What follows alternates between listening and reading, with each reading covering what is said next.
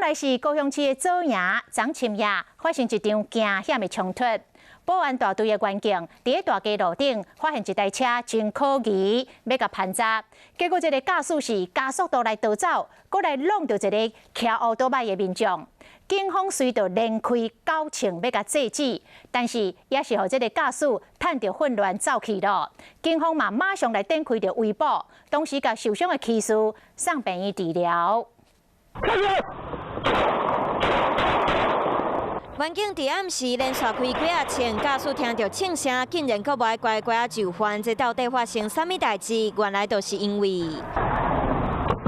员警伫路啊巡逻，看到可疑的车辆，准备去搬查，想袂到驾驶直接甲油门吹到底。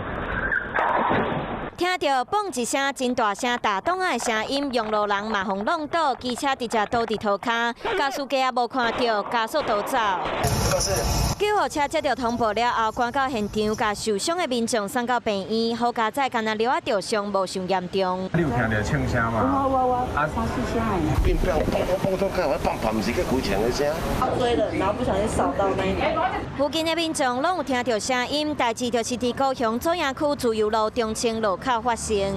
为了要制止进一步的伤害啊，我们对着这个嫌犯的车子轮胎开了9枪。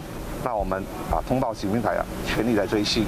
连续开9枪，要求伊找到机会落跑，期检阁无甲公权力藏在眼内，而且阁弄到无辜的民众，到底是安怎这么心虚？是有藏违规的物件，或者是有其他的原因？即马拢爱进一步搁做调查。